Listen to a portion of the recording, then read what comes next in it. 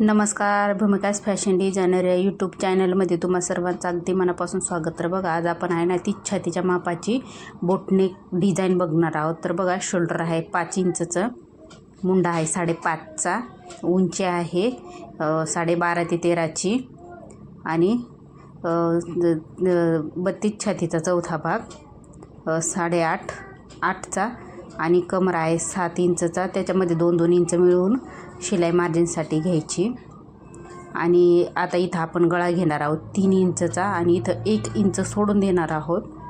आणि मग नंतरून खाली हा बोटनेकचा पाठीमागचा गळा हा 6 इंचचा घेणार आहोत. खूप मोठा घ्यायचा नाही आहे, इथं बघू शकता. आणि ते घेतल्यानंतर इथं ड्रॉ आखून घ्यायचं व्यवस्थित.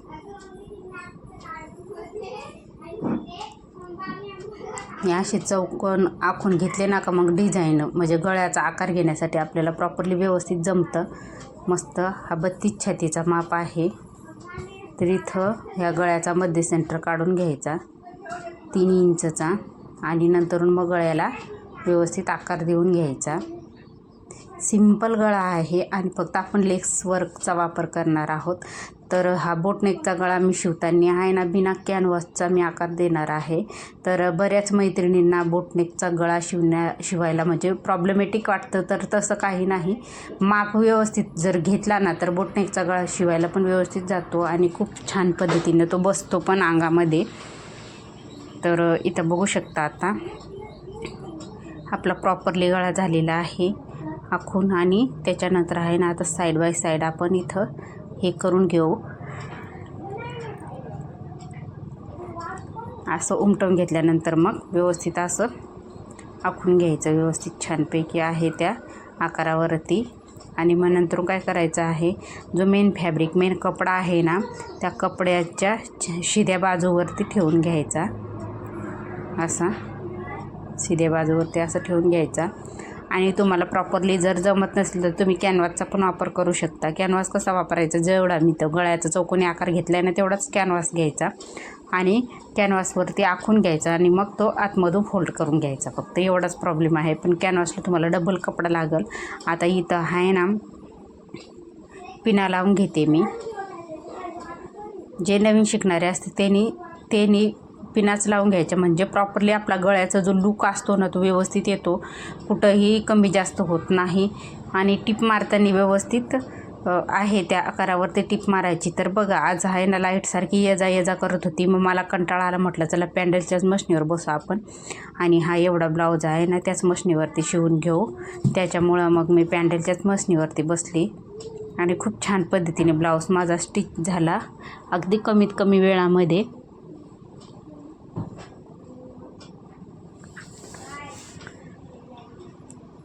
तर मग काय करायचं, अस्तरवरती व्यवस्थित हळूहळू टिप मारून घ्यायची आहे त्या आकारावरती. आणि त्याच्यानंतर मग असं कट मारून घ्यायचं. कट मारून झाल्यानंतर मग व्यवस्थित सगळ्या बाजूनी व्यवस्थित कट करून घ्यायचं.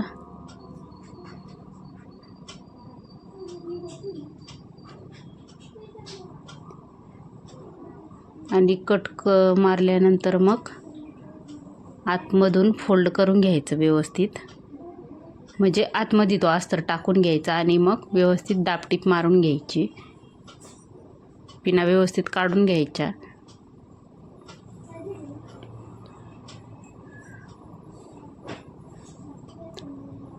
हे बघा, अशा पद्धतीने करून घ्यायचं. आणि मग नंतरून स्टार्टिंगला गळ्याच्या आकाराला फक्त टिप मारून घ्यायची, व्यवस्थित दाबटीप मारायची.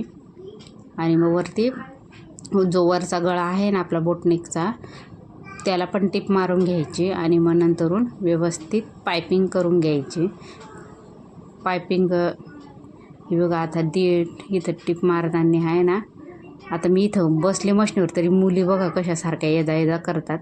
हे बघा, मी आता टिप मारून घेतली आणि गळ्याचा आकार पण देऊन घेतला. आता इथं फक्त आपल्या बोटनेकला आहे ना पायपिंग करून घ्यायची आहे.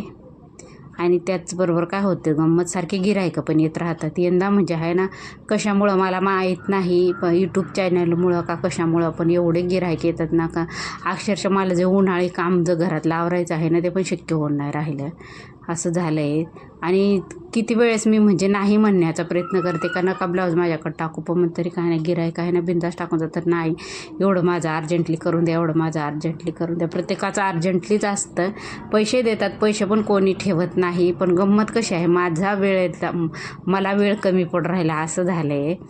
तर बघू, जसं शक्य झालं तसं मी करण्याचा प्रयत्न करते, कारण आहे ना प्रत्येकाचं मन ठेवणं गरजेचं असतं.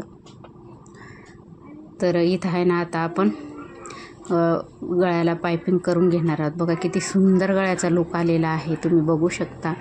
आणि अशाच पद्धतीने तुम्ही पण शिवून बघा नक्की, आणि शिवून बघितल्यानंतर मला कमेंट करून नक्की सांगा तुमचा गळा कसा आला वगैरे. तर इथं बघा, आता इथं कट मारून घ्यायचं. पायपिंग करताना आहे ना तिरकसच पट्टी कापायची, म्हणजे जेणेकरून आपली पायपिंग व्यवस्थित बसते प्रॉपरली, छानपैकी मस्त. तर मग काही प्रॉब्लेम आला तर मला कमेंट करून नक्की विचारा. आणि हा प्रिन्स कट आहे, त्याच्यामुळं मग प्रिन्स कट शिवायला सोपा असतो. माप जर माझ्या पद्धतीने घेतलं तर तुम्ही अगदी इजी पद्धतीने प्रिन्स कट शिवू शकाल. तर इथं बघा थोडंसं बाकी होतं, म्हणून मग मी ते काढून घेतलं आणि व्यवस्थित टिप मारून घेतली. आणि मग नंतरून गोलाकार पायपिंग देणार आहे. तर बघा आता इथं आपली पायपिंग पण व्यवस्थित छान पद्धतीने झालेली आहे. आता तुम्हाला आवडेल त्या पद्धतीची लेस किंवा कस्टमरने सांगितले त्या पद्धतीची लेस तुम्ही लावून घेऊ शकता, म्हणजे आवडीनुसार. असंही ब्लाऊज खूप छान दिसतो आहे, जे डिझाईन आहे ती खूप छान दिसते. आता इथं मी आहे ना वरती गोल्डन कलरची लेस लावून घेते, कारण काठ आहे ना गोल्डन कलरचे आहेत.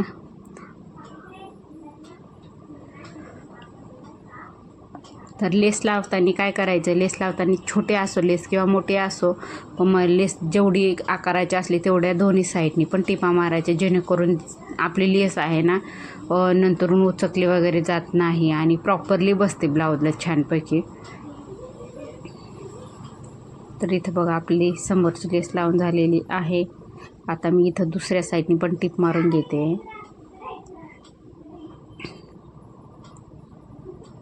तर हा आहे बोटनेकचा गळा. तुम्ही कुठल्याही आकाराचा गळा ह्या पद्धतीने शिवू शकता. फक्त काय आहे, गळ्याचा आकार व्यवस्थित येणं गरजेचं असतं. आता इथं मी पाठीमागच्या डिझाईनला पण लेस लावून घेणार आहे. तर त्या डिझाईनला आहे ना मी त्याच आकाराची म्हणजे कलरची लेस लावणार आहे. आणि इथं आहे ना थोडंसं आपण लूक येण्यासाठी इथं थोडंसं नॉड वगैरे लावून घेऊ. बघा वरती माझ्या पद्धतीने तुम्ही लावून बघा, आणि नक्की खूप छान असा ब्लाऊजला लूक येतो. बघा तुम्ही बघू शकता इथं लेस, साधी सिंपल लेस जरी लावली बोटनेक गळ्याला ना तरी खूप सुंदर ब्लाऊज देतो, आणि तो घातल्यानंतर जरा अधिकच छान दिसतो. बघा माझ्याकडून आता बरेचसे गिऱ्हाईकांनी म्हणजे असे बोटनेकचे गळे शिवून दिले आहे. खूप मोठ्या मोठ्या 38-40च्या मापाचे बोटनेकचे ब्लाऊज शिवून दिलेले आहेत विथ प्रिन्स कट. आता बऱ्याचशा मैत्रिणी प्रिन्स कटकडे जास्त वळलेले आहेत. प्रिन्स कट आहे, शिलाई जास्त आहे त्याची, 250 रुपये शिलाई आहे अस्तरची. आणि डिझाईनचा जर असला तर 300, 350, 400पर्यंत जशी डिझाईन असली तसे पैसे येतात. तर इथं बघू शकता गळ्याला खूप सुंदर असा आकार आलेला आहे, छान गळा दिसतो आहे. आणि इथं आता मी नॉड लावून घेणार आहे. आणि नॉड लावल्यानंतर तिथं आपण एक छोटासा असा छान असा बटन पण लावून घेऊ. तर बघा आता आहे त्या गळ्याच्या आकारालाच आपण इथे लूक देऊन घेणार आहोत.